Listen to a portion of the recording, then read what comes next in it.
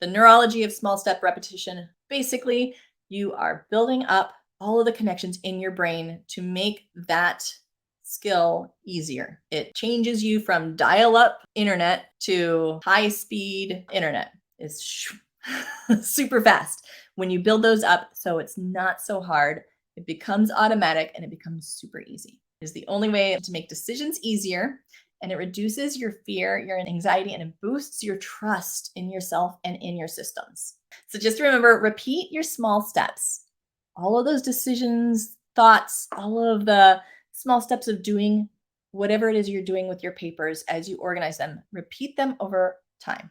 Small steps over time with space in between. That's what makes it stick. It is okay that it goes slowly.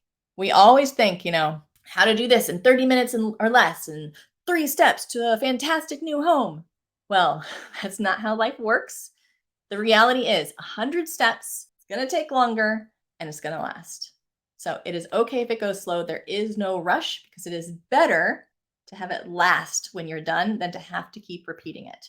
And that's what makes us lose confidence in ourselves and feel like a failure, right? When we had it so beautiful and it fell apart just like it did before. So do something different. It will be something different.